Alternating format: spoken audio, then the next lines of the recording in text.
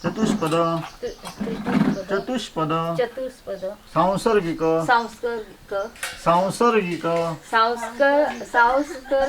सांसर्गिक सांसर्गिक नमस्कार, कसे आसास?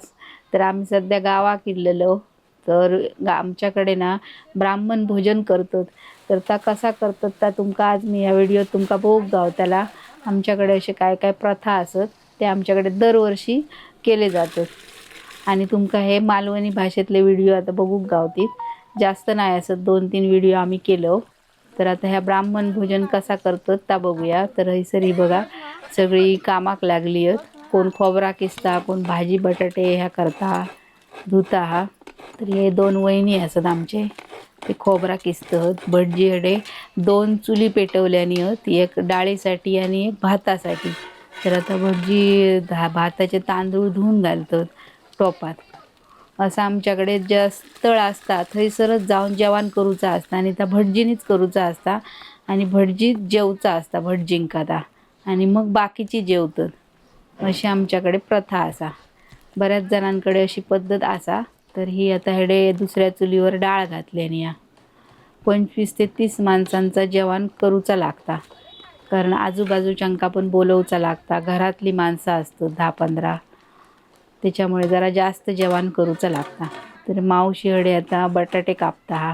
तुम्ही म्हणशात आता ब्राह्मण भोजन म्हणजे काय?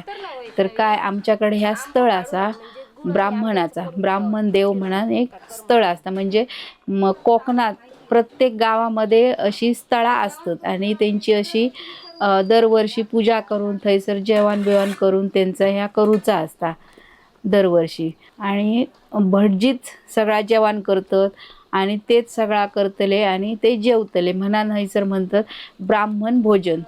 असा एक पद्धत असा. म्हणजे जास्त काय त्याच्याबद्दल माका माहिती नाही, जितक्या माहिती होता तुमका सांगले मी. तर मामा हे बघा बटाटे कापूक बसला. लय पटापट काम करता मामा, लय प्रॅक्टिस असा मामाची. बटाटे कापूची, भाजी कापूची मदत करूक सगळे येतात आणि त्याच्यामुळे मग भटजींचा जरा काम हलक्या जाता. बाकी भटजींका फक्त ह्या बाहेरचं असं काम भाजी कापून देणं, खोबरा किसून देणं ही करून दिला तरी चालता. तुमच्याकडे पण अशी काय पद्धत असली तर कमेंट करून सांगा. कारण आमच्याकडे तर बऱ्याच जणांकडे अशी ह्या असता पूजा. कोणाकडे अजून सत्यनारायणाची पूजा पण घालतात आणि मोठे कार्यक्रम पण करतात. तर आम्ही आता नुसताच्या ब्राह्मण भोजन केलं. मामानं आता टोमॅटो पण कापल्यान सपासप. 2 वहिनी असं धडे हे काम करतात. सगळा भटजींका तयारी करून देतात. मिरचे, टमाटे. भटजी काय कांदो बिंदो वापरत नाही, त्याच्यामुळे फक्त मिरची टमाटो ह्याच वापरतात. कढीपत्तो. भटजीने टमाटो, मिरची, कोथिंबीर घातल्याने डाळीत आणि हडे आता वाटतं भाजी करून घेतात बटाट्याची. भटजींची फेवरेट भाजी म्हणजे बटाट्याची. कारण बटाट्याची भाजी कशी पटकन करू गावता, शिजता पण लवकर आणि करूकही सोपी. तर भटजीने आता डाळीत हिंग घातल्याने आणि हडे भाजीसाठी टोप ठेवल्याने त्याच्यात मोहरी घातल्याने फोडणे. आणि भटजींच्या जेवणाची खासियत म्हणजे काय, त्यांच्यात गूळ घालतात सगळ्या जेवणात. असं जरा झाडांच्या निसर्गाच्या सान्निध्यात जेवण बिवण करून जेवूक लय बरा वाटतं आणि खूप मजा येता.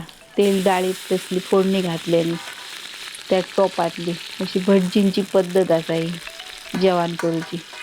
आणि भटजीने केलेलं जेवण पण एकदम लय भारी लागता. हळद घातल्याने, कढीपत्तो घातल्याने आणि बटाटे वाटल्याने. आता आमच्याकडे विहिरीवर सुद्धा ब्राह्मण भोजन करतात. तर काय करतात, पहिली विहीर स्वच्छ करतात, सगळं चिखल बिखल विहिरीतलं काढून टाकतात, विहीर स्वच्छ धुवून घेतात आणि नंतर भटजींका बोलवून असा ब्राह्मण भोजन थंय पण केला जाता. तर अशाच पद्धतीने थंय पण करतात पूजा बिजा आणि भटजींचा जेवण असता.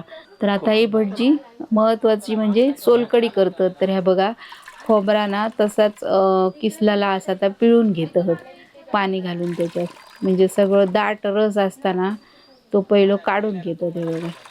म्हणजे खूप एकदम ह्या करणत नाही, पिळून घेणत नाही.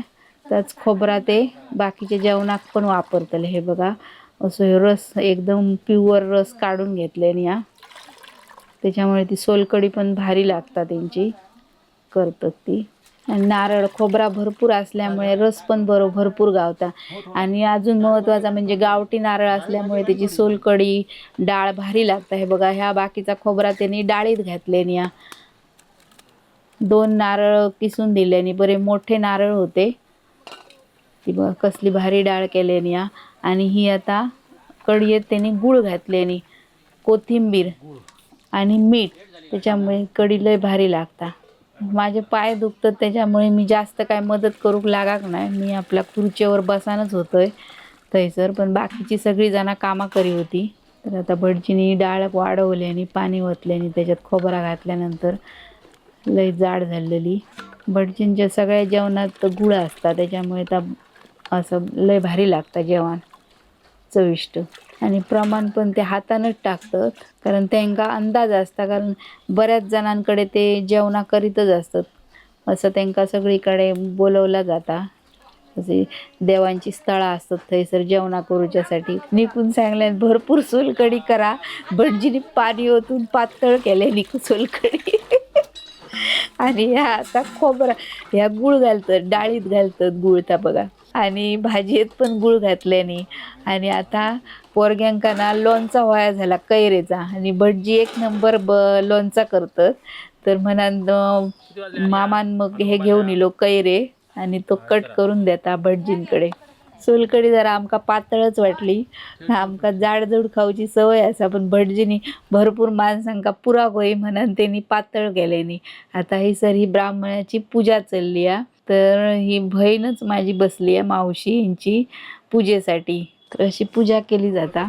विष्णवे नमः विष्णवे नमः विष्णवे नमः. अक्षता श्रीमन् महागणाधिपते नमः. इष्टदेवताभ्यो नमः. गणाध्यक्ष बालचंद्र गजाननाथ द्वादशेतानि नामानुसते. अशी पूजा ना आमच्याकडे दरवर्षी असता. तर पूजेक कोण नाही कोण वेगळी माणसं बसतात, कधी पोरगी बसतात, कोण पुरुष बसतात, असं काय नाही, कोणी पण बसायचा पूजेक आणि ती पूजा करायची. भटजी सांगतले तशी पूजा करायची. तर आता ही सगळी जणांना जेव बसली आहे. बघा, भटजींचा जेवण झाला. भटजींचा जेवण झाल्यानंतर बाकीच्यांनी जेवचा असतात. तर आता ही सगळी पोरगी आणि जेव बसली आहेत. हे बघा, भटजीने जेवण लोणचा पण लय भारी केल्याने. या लोणच्याची रेसिपी घेऊक नाही वाटता. लोणच्याची रेसिपी घेऊक नाही, त्यांनी काय फोडणे घातल्याने आणि गूळ मसालो सगळा घालून शिजवल्याने लोणचा, त्यामुळे आता भारी लागा होता लोणचा. भाजी पण लय भारी केल्याने. हे बघा, हे 2 आजी बसले आहेत थैसर जेव, आणि पोरगी सगळी जण अशी लाईनीत बसलीत. लय मजा येत होती. हो आजचा व्हिडिओ तुमका कसं वाटलो, आणि तुमच्याकडे पण असा ब्राह्मण भोजन असता काय, तर आपण कमेंट करून सांगा. आणि व्हिडिओ जास्तीत जास्त शेअर करा, लाईक करा, आणि असेच व्हिडिओ बघण्यासाठी चॅनलला सबस्क्राईब करा.